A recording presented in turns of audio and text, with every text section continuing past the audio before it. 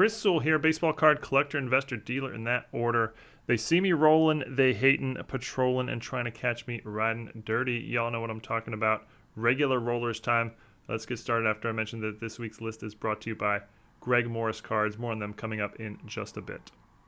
We'll start off with one sent in by Scott, who wrote, I just had to flag this eBay listing. This 2-card Nolan Ryan listing is up to $255 with 36 bids. Looks like 5 to 6 total bidders. It's his rookie and second-year cards, but they are both reprints. I doubt these 2 cards combined are even worth $10. In the initial listing, the seller does put RP at the end of the listing, but then seeing the Mad Rush added the line, please note this is a reprint. This is on the buyers for sure, but it just feels like all reprints should be better marked. In this case, somebody's going to be spending a lot of money on something nearly worthless in the market. Yeah, no, I've actually gotten a little bit stricter in my beliefs over the last year or so, actually mainly because of regular rollers, how many of these I've seen. I've always put the emphasis on the seller. The seller needs to make it extremely clear that they're selling reprints. Both these cards are 100% reprints, no question about it. It's actually up to $440, or it actually sold for $440. So, you know, this is $440 down the drain. It's a 2-card lot, so it's not covered by eBay Authenticity Program. They put RP in the title, and they do say, no, please note this is a reprint in the description. It's listed as licensed reprint as well. And so the seller, you know, in the past, I would probably have said, okay, the seller's sort of okay here, and this really is on the buyer. But I've changed my mind. The seller needs to put reprint in the title.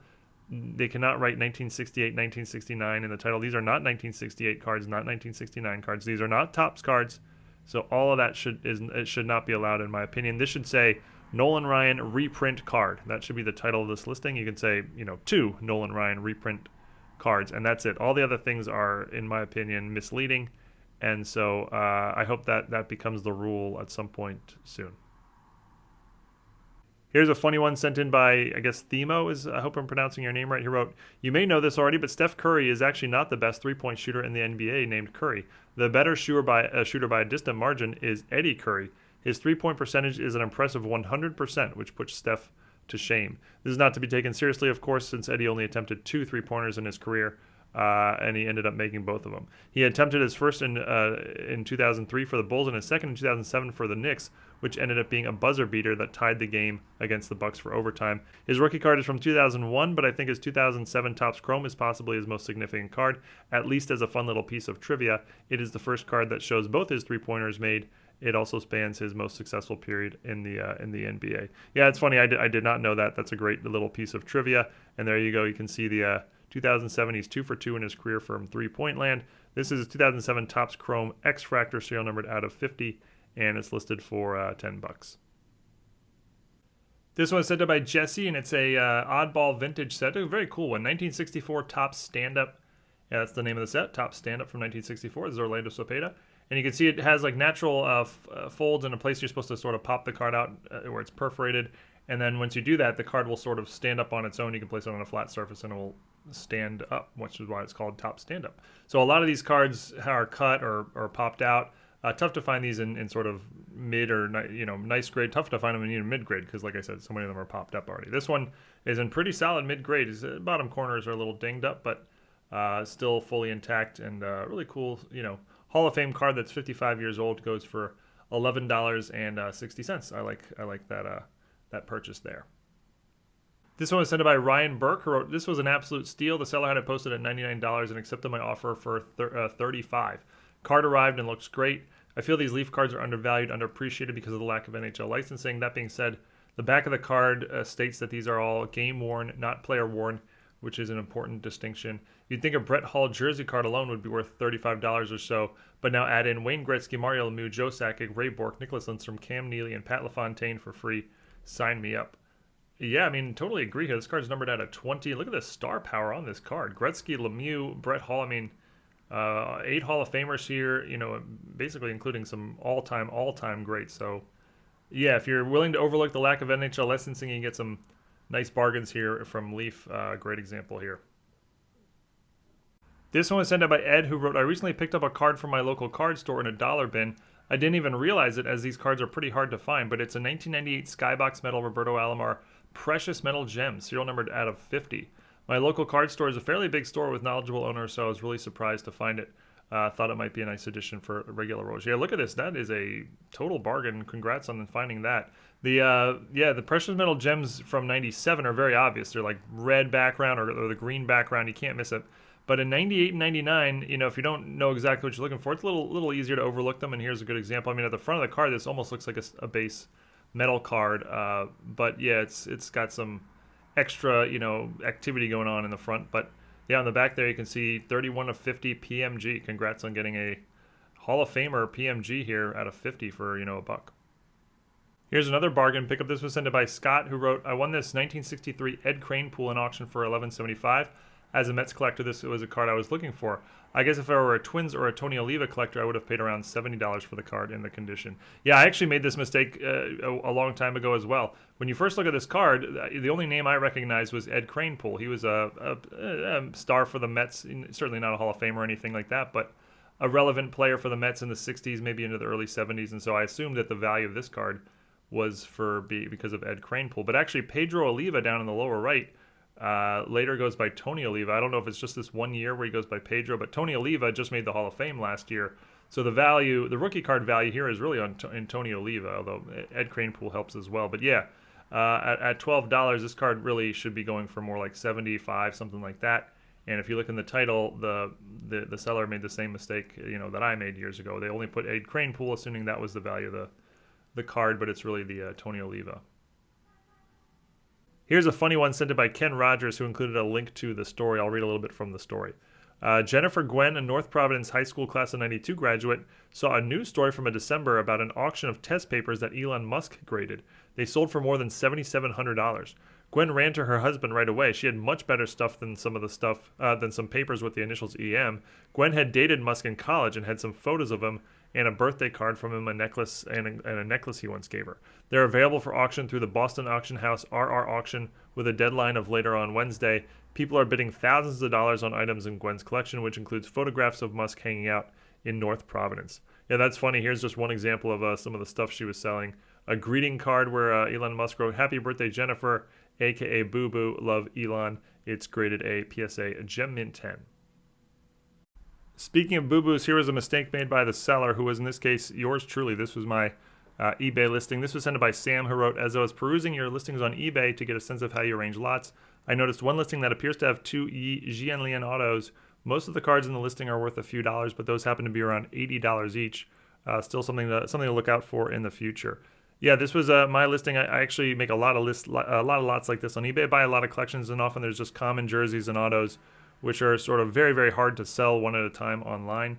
I mean, you can do it, but it's difficult. Often it'll just make more sense for me to sort of bulk it up and sell it as one lot on eBay. And it's actually dealers who buy this sort of stuff. They love this stuff for their show dealers. They love this sort of stuff for their $2, $3, $4, $5 box. You can put these out in your show, your show tables at that price, and you'll sell through them at a decent clip. But online, it's really tough to move them in bulk. So I make a lot of these sort of listings and trying to look to get like $1 to $1.50 per card or so on average, which is basically what I got here. And there's usually no notable stars, but in this case, I missed it. I didn't know the Jianlian autos were $80, and yeah, looks to be like there's two of them here. Had no idea that card was worth anything, so mistake on my part, happens. It's something to learn from. So yeah, I appreciate you letting me know so that I will be aware next time. And after that mistake, we're going to bounce back with a cool sale of mine. 1964 Philadelphia, Earl Morrall, PSA near mint 8. Morrall, he wasn't a major star, but he started a Super Bowl, I think, for the Colts and had some quality years. Certainly, not a Hall of Fame level or anything like that. This is sort of a mid-career card in solid high grade, PSA near mint 8, but not a really notable card, beyond that. Went for $70. I was the seller. I sold it through Greg Morris Cards. And, at first glance, okay, what's the big deal? $70 sale here. What I thought was cool about it was it's the new record sale of the card in a PSA 8, and by a wide margin. The previous high was just $30, so it more than doubled the previous record of the card sale in a PSA 8. That's not going to make any headlines or anything, but I always find it cool when a card of mine, breaks a record like that, even if it's not a record that anybody would really care about. And like I said, I sold it through Greg Morris Cards, who, as I mentioned at the beginning, is sponsoring this episode. I'm a huge fan of theirs. I use them both to buy and sell. Their bread and butter is raw vintage, but they do plenty of graded stuff and modern stuff as well. You can see from their 300,000 plus feedback without a single negative in the past year that Buyers are very happy with their grades and service. Check out their inventory. I've included a link to it as well as their website in the description below. This was sent by Tito, who wrote, this was a box of mixed Fleer Ultra Basketball from 92 to 96. It was going for $11 and the seller sent me an offer of $8. I was thinking about it and started to look at the picks he loaded up and it wasn't getting me to buy. Plus I was thinking it's probably a box full of commons with no good players. So I countered offered at 5 and he countered back at 7. I said okay and took them to work with me when the box came in. As you can see, it was well worth the price. I found some Jordans, Pippins, Ewings, Shaquille O'Neal rookies, and some Penny Hardaway rookies as well as star players. I quickly penny sleeved them up front as soon as I found them in the box. I was really happy with the purchase, and they were all in pretty good condition. There were some double troubles, scoring kings, slam dunk champs, a few gold medallion editions. I usually actually recommend against buying lots like this because this is usually a dealer just trying to unload a whole bunch of commons that are impossible to sell. But it looks like this was more of an exception. You definitely got your money's worth here, yeah. This was sent by Hunter P, who wrote, I recently picked up a nice lot of older football quarterback rookies that I found while scrolling through eBay. This one stood out to me as with 1 day remaining, it had no bids, and the starting bid was just $36. I'm a huge Packer fan, so I noticed the Aaron Rodgers rookie immediately and figured that would be a nice pickup if I could get it cheap enough. My main concern was that it might be a reprint. After messaging the seller, he confirmed that all were original and true rookies, a great example of how important titles and pictures are to get value for your eBay listings. Yeah, this is a nice pickup, and yeah, something very important to note about that Aaron Rodgers rookie, which is a 2005 Topps, is that in something like 2010 Topps, I think, Topps put out reprints of some key rookies, including the Aaron Rodgers, and the fronts look absolutely identical. Now, if you flip over the back, it will say 2010 down at the bottom, but the fronts look identical, and often you'll see, pictures on eBay listings where you just see the front, and you might think that it's a rookie. So very, very, really smart of you to email the, to message the seller and make sure that it was an original and not a 2010 Topps up front. All right, we're going to finish on a vintage bargain. Not sure bargain's the right word on this one, but a very cool one. And yeah, you know what? We're going to call it a vintage bargain. I really like this one. This was sent by Carl, who wrote, I purchased a 1966 Topps Gump Worsley All-Star card for $92, and I'm eagerly awaiting it in the mail. Why? Well, on the back of the card is Bobby Orr in some puzzle game that they had that year. This also happens to be Bobby Orr's rookie card year. I also wanted a Bobby Orr rookie, but $3,000 for a PSA 1 is a bit outside my budget. However, $92 for this one isn't bad. I also purchased numbers 127, 28, 129, 131, and 132 to complete the puzzle, all for just under $200. I haven't received the cards in the mail yet, but I created a montage image the best I could. For what it's worth, I don't know why he is wearing number 19 in the photo instead of number 4. Number 19 is John McKenzie and certainly looks like Bobby Orr or not McKenzie. Yeah, I love stories like this. I mean, this is a really creative way to collect, and I think, every single person is different in the way they collect, and every single person can find their own path, and here's a great example. I love this alternate to getting a Bobby Orr rookie, which is outside of, most collectors' price range. But that's it for this week's regular rollers. Hope everyone enjoyed. Thank you, everyone, for all the great submissions. Please keep them coming. And until next time, don't let them catch you riding dirty. Thanks, everyone.